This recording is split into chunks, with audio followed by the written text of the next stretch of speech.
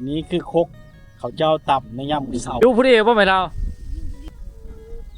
ใบคอน่ะบ่โอ้เอามาแต่ผู้เข้าพุ่นเลยเนาะ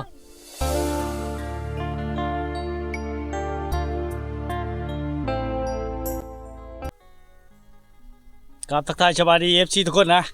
วิดีโอนี้เฮาก็กำลังสิเดินทางไปบ้านซบลู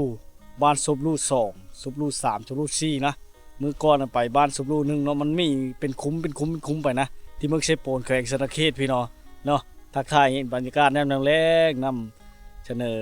ภาพบรรยากาศและวิถีชาวบ้านในชนบทให้พ่อแม่พี่น้องได้มาติดตามรับชมนะเขตนี้อากาศเริ่มหนาวเย็นแต่มื้อนี้ก็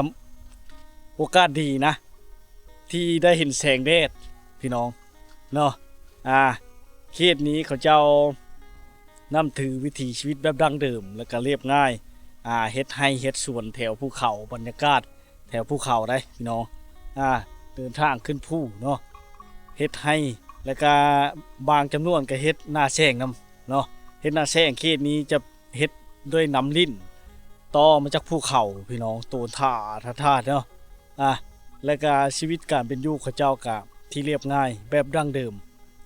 หาอยู่หากินแบบธรรมชาติพี่น้องแล้วก็เฮ็ดหน้าแซงนำแล้วก็เนาะหมู่บ้านก็เป็นหมู่บ้านเล็กๆน้อยๆจะ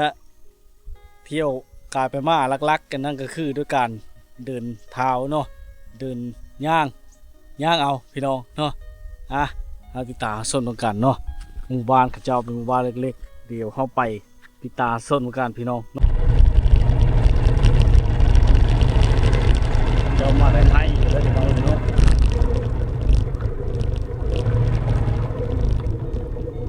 ออกมาแต่ให้บ่ให้ขนมนี่ให้กำลังใจจะไปบ้านชมลู่บ้านห้าไปแล้วพี่น้องมาแต่ให้พี่น้องเอ้ยมาไก่เนี่ยเอาขนมให้แล้วให้กำลังใจแล้วนะโอ้อองมาแต่ให้องเข้ามาแต่ให้พี่น้องเนาะเขาเจ้าเฮ็ดเล้าปะอยู่ถึงพูนพี่น้องการเดินทางไปก็จะเป็นทางธรรมดานะนำสายไฟฟ้าไปเลยผู้เลิกบ่เคยมาพี่น้องเนาะ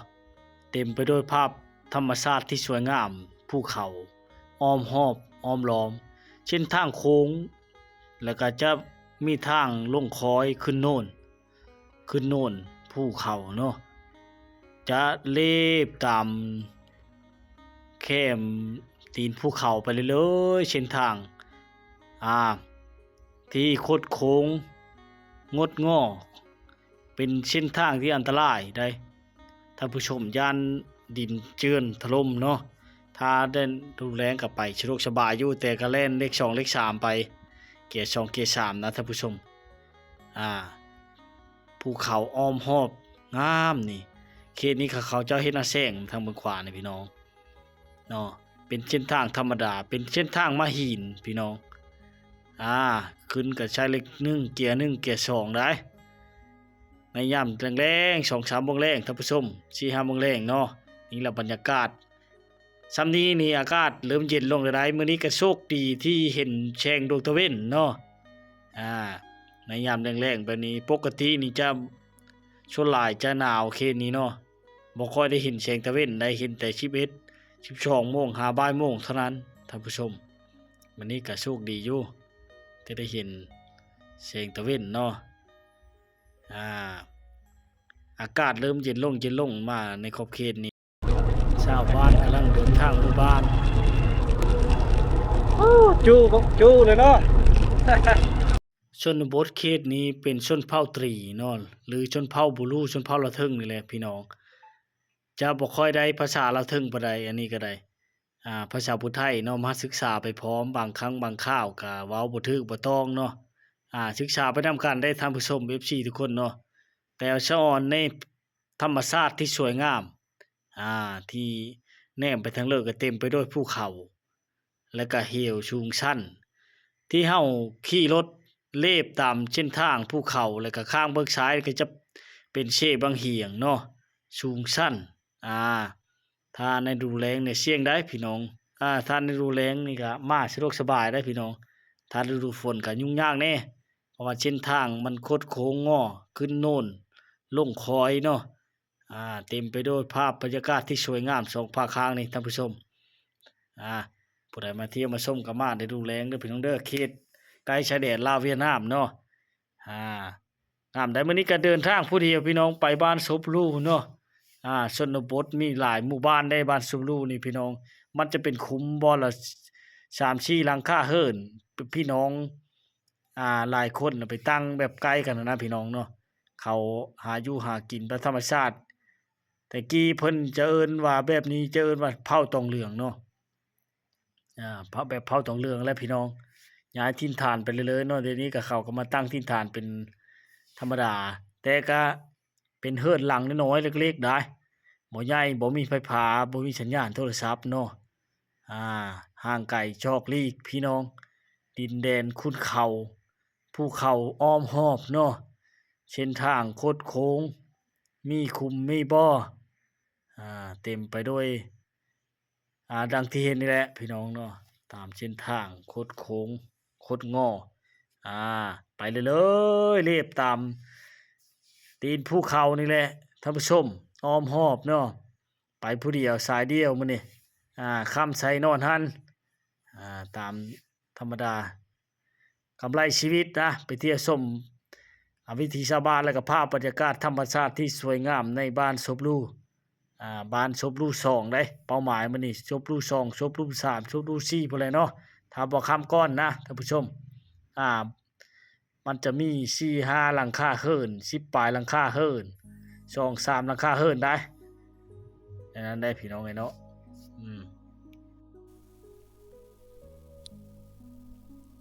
เรียบตามเส้นทางนี่จะเป็นเส้บางเหียงได้ที่เฮาค่อยเห็นนี่พี่น้องเนาะจะเป็นเส้บางเหียงเนาะที่เฮาค่อยเห็น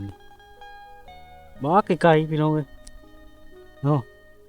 พุ่นน้ำพุ่นสันทานเขตนี่เต็มไปด้วยภูเขาแล้วก็เหวลึกนี่คือเส้นทางเนาะเส้นทางพี่น้องนี่คือภาพบรรยากาศเนาะในระหว่างแคมทางพี่น้องงามหลายในชนบทคักหลายพี่น้องนำมาเห็นในวันสะพัดตัวจริงโอ้สุดยอดในบรรยากาศในยามแรงๆเนาะในบางครั้งก็จะบ่เห็นแสงดวงตะเวนบางครั้งก็เห็นได้พี่น้องเนาะมีบอนพุธบอนมีหมอก2-3 โมงแรงเลยเริ่มมีหมอกออกมาแล้วถ้าตอนเช้านี่โอ้เห็นบ่เห็นแสงตะเวนเลยเขตนี้พี่น้องแต่ว่าภาพงดงามหลายที่ชมบรรยากาศนำกันเด้อแล้วก็ธรรมชาติที่สวยงามเนาะ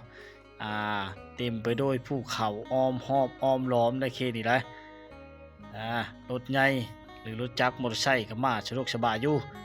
ถ้าตกฤดูแล้งเขตนี้นี่ฤดูหนาวหรือว่าฤดูฝนจะหลาย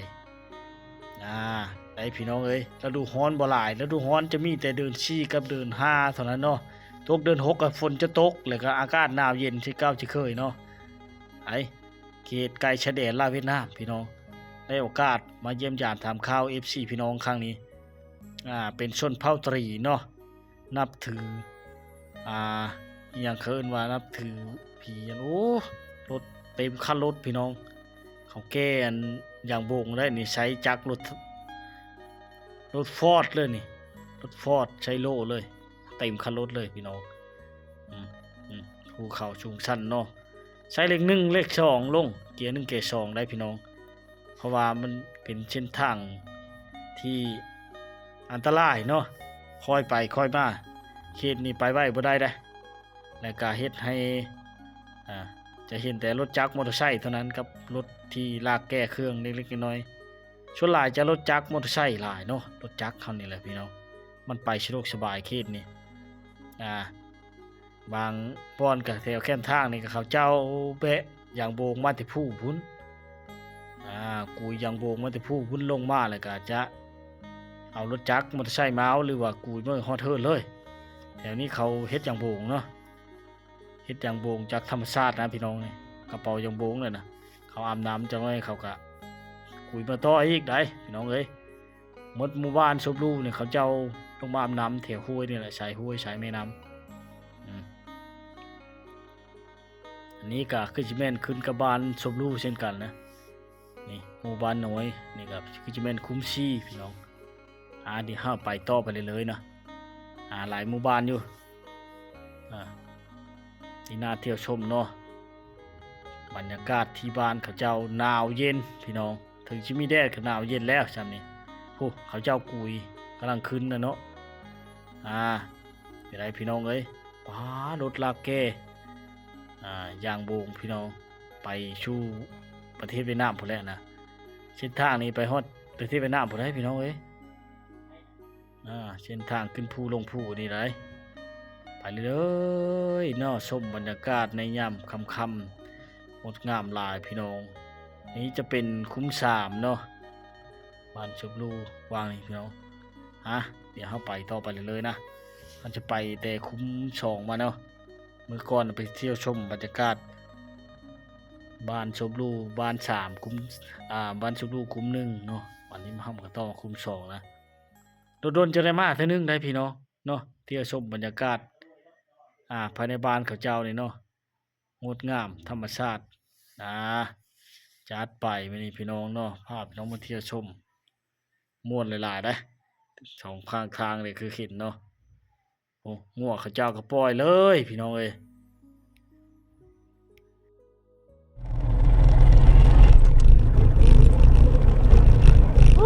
หนาวดิ หมู่บ้านเขาเจ้าเนี่ยเป็นหมู่บ้านห่างๆพี่น้องเนาะมี4-5หลังคาหนึ่งบ้านนี่เนาะมุ้งหลังแล้วก็มุ้งด้วย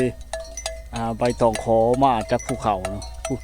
เต็มไปด้วยภูเขาเลยได้พี่น้องเนาะในบรรยากาศมันย่ำแรงๆฮอดมี4หลังคาว่างนี่พี่น้องหมู่บ้านเขาเจ้าเนาะนี่ฮอดเลยได้พี่น้องบ้านศพลูกคุ้มบ้านศพลูกคุ้มที่2ตัวนี้เนาะเป็นเพลงหลังเล็กๆนะ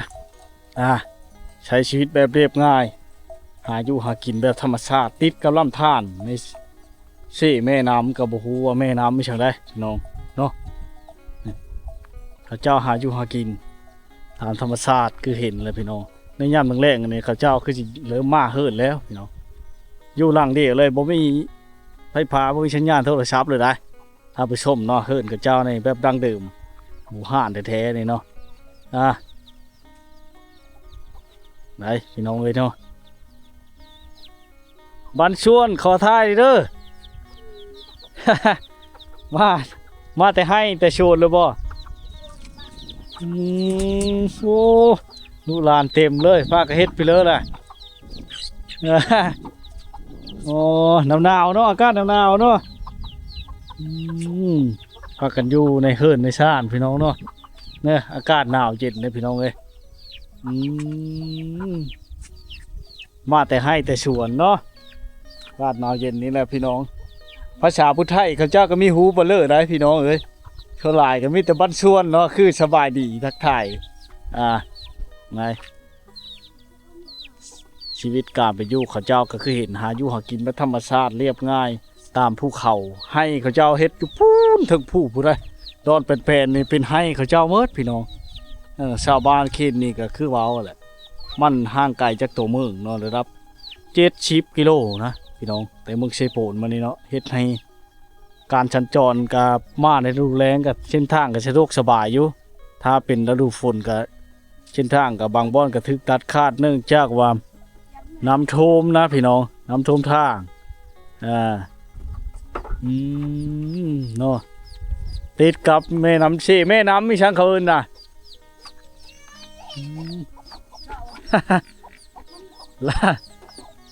ล่าสิตกใจเลยพี่น้องเลยเนาะโอ้โหเล่าสิไปอีกอย่างนะไปเอาแนวยู่แนวกินอีกอย่างต่างๆกับโอ้โหเนาะติดกระลำธารเลยได้หมู่บ้านเขาเจ้าเนี่ยพี่น้องน้ำกินแล้วเนาะได้ตกได้ละเอ้ยนี่แม่น้ำลำธารไหล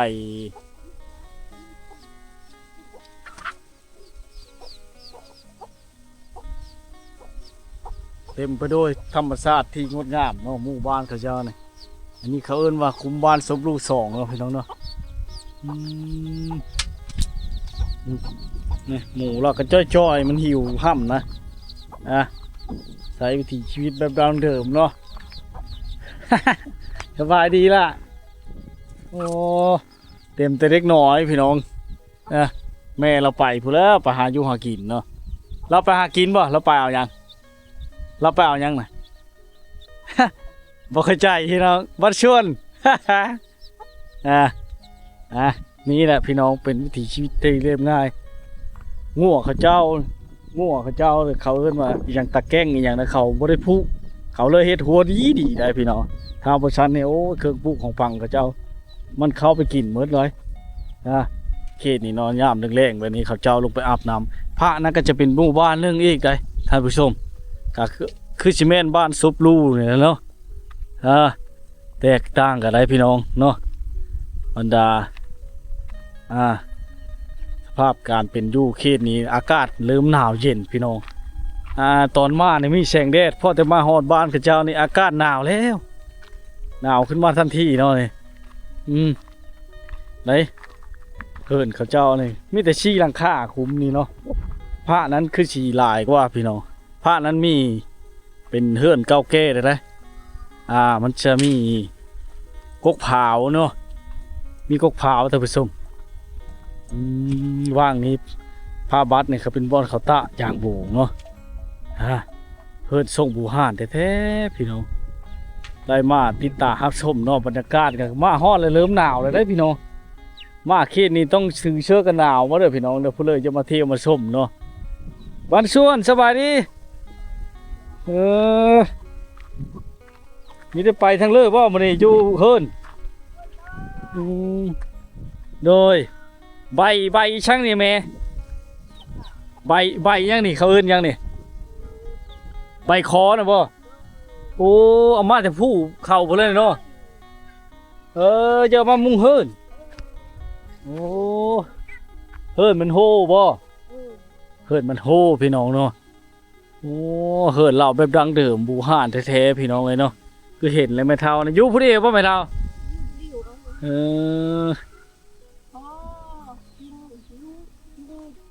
โดยไม่เป็นภาษาลาวบ่ไม่เป็นเบลอนั่นบ่พอเท่าบ่น่ะ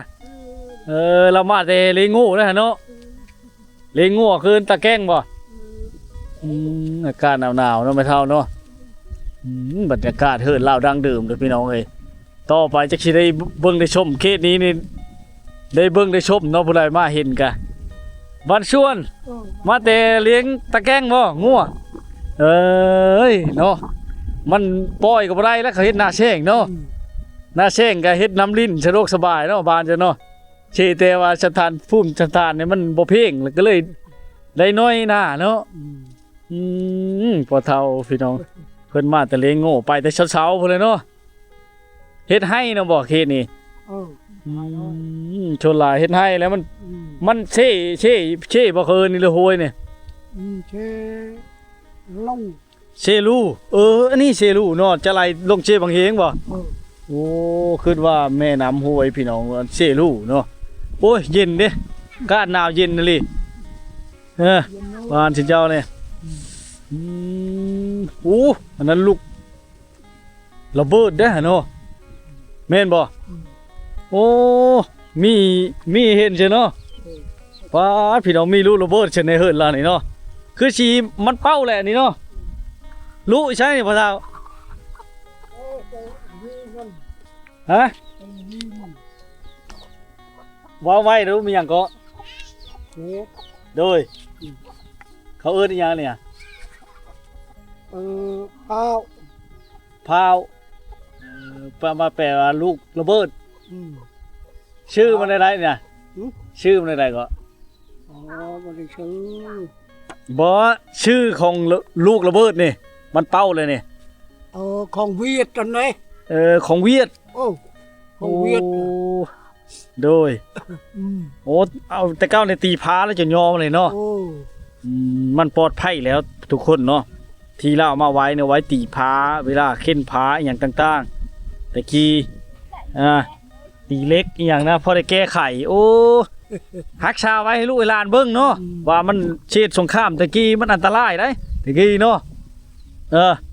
ยิ่งเฮิรนชาติล้านแปรตะกี้เนาะได้เห็นอยู่เฮิรนพ่อเฒ่านี่พี่น้องเลยเวียดไปมิลิการโดยเรายังฮักชาไว้ให้ลูกหลานเบิ่งเนาะ โอ้ยบ่ได้เนี่ยมากินบ่ไปเลยโง่กะบ่มีหยังเลยมื้อแรงนี่สิกินหยังซะ กินยังเลย โอ๊ต เออ โอ้ยหากินยากได้หมู่บ้านเขาเจ้านี่กับพี่น้องเอ้ย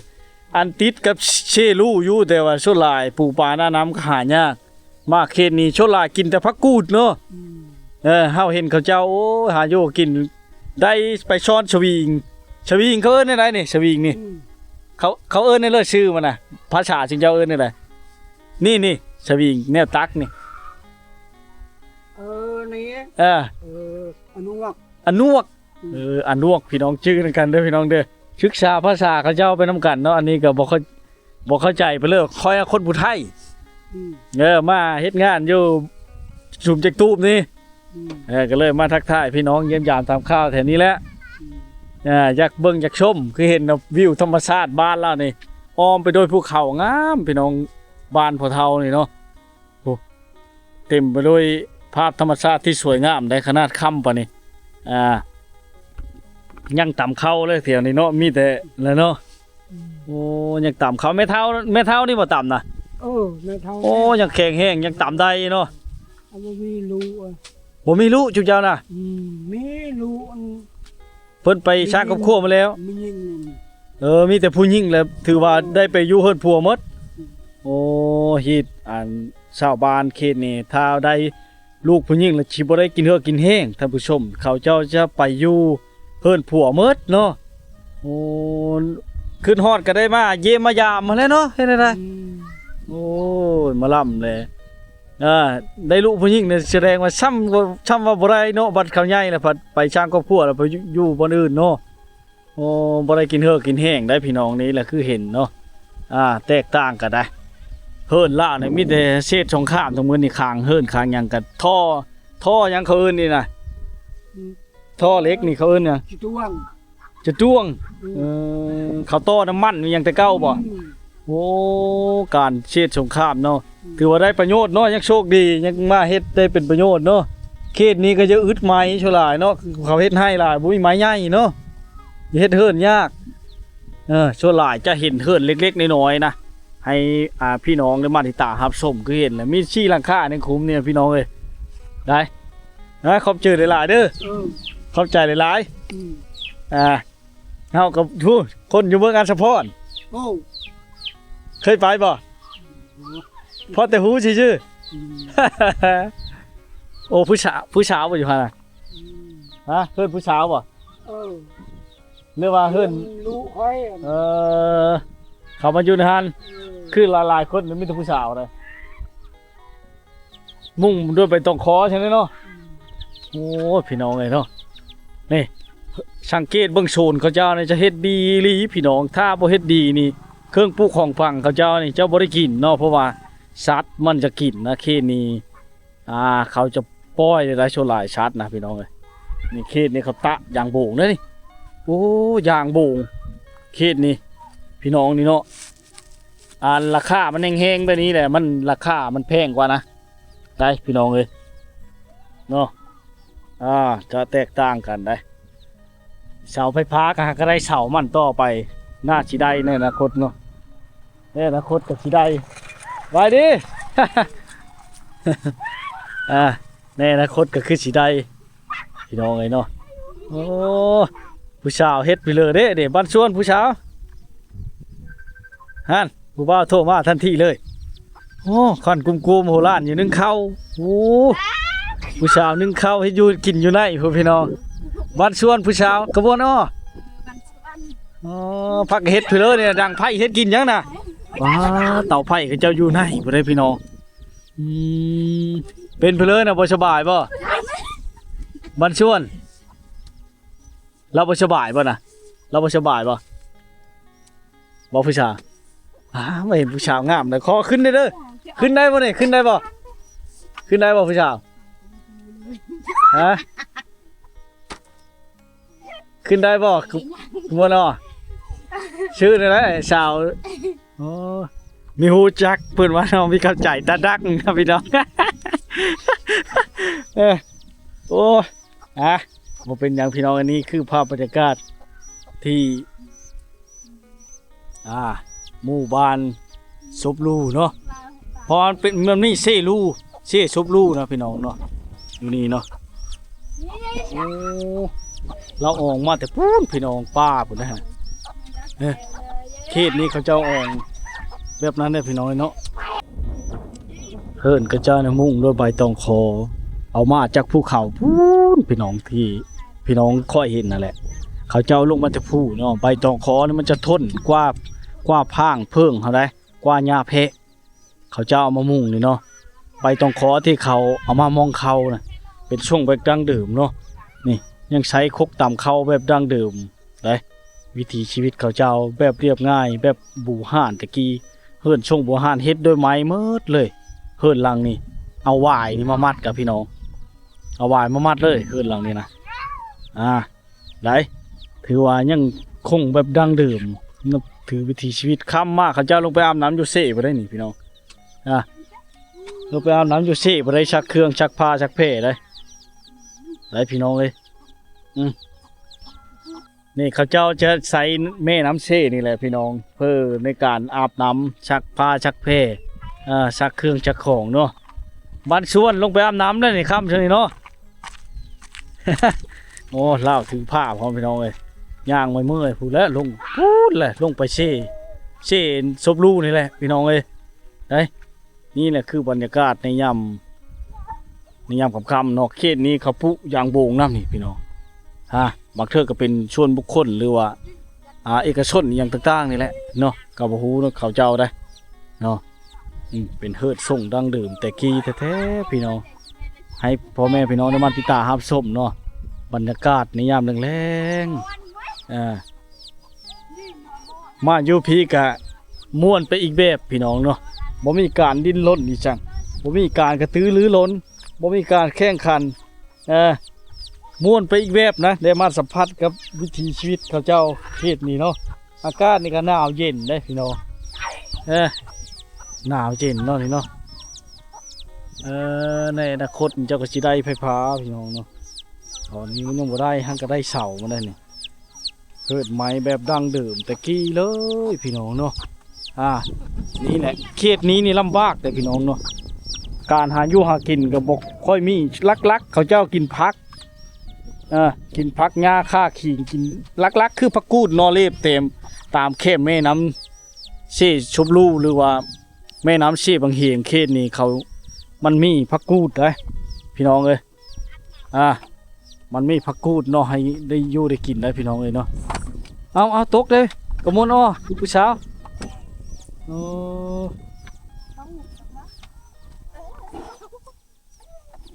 บ้านชวนผู้สาวไปใช่ไหมอาบน้ำบ่เราไปอาบน้ำนะพี่น้องเนาะ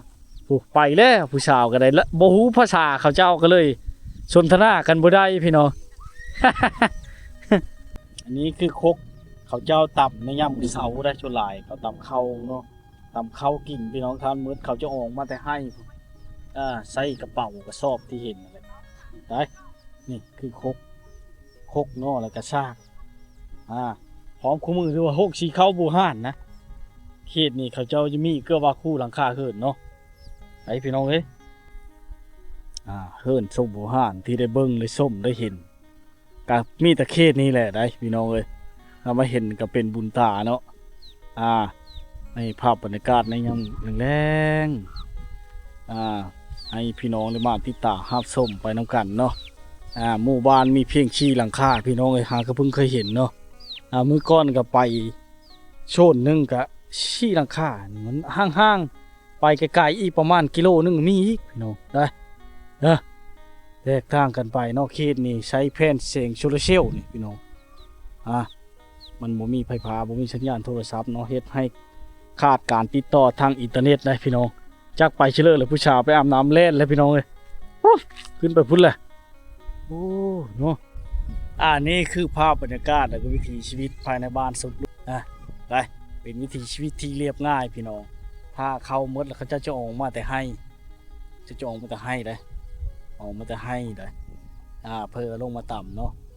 ได้พี่น้องเป็นหมู่บ้านเล็กๆคุ้มนี่เนาะคุ้ม2ได้พี่น้องเลยเนาะเขตนี้อากาศหนาวเย็นเลยถือเชือกกันพลมากมันนี่รู้กันหนาวพร้อมทำหนาวแห้งกันนุ่งเลย ส่วนหลายบ่ค่อยมานุ่งเสื้อแขนยาวปานใดพี่น้องเนาะไปตามวิถีชีวิตแบบดั้งเดิมนี่แหละคือบรรยากาศหมู่บ้านเขตนี่พี่น้อง แต่ว่าภาพธรรมชาติที่สวยงามให้พ่อแม่พี่น้องได้มาติดตารับชมบรรยากาศและก็อากาศในหนาวเย็นภูมิลำเนามีภูมิภูเขาอ้อมหอบเลยน้องเอ้ยเนาะติดกับเส้นทางแดงธรรมดาเนาะถ้าย่ามฝนนี่ก็เริ่มไปยากย้อนว่าน้ำห้วยหลายเขตนี่มันมีสายห้วยสายเชี่ยหลายนะเห็นให้การค้าแม่น้ำนี่บ่ได้บางเทื่อนี่2-3เดือนจะไปบ่ได้เลยท่านผู้ชมเนาะมีแต่เท่านี้แหละพี่น้องเดี๋ยวเฮามาติดตามรับชม EP ต่อไปเด้อ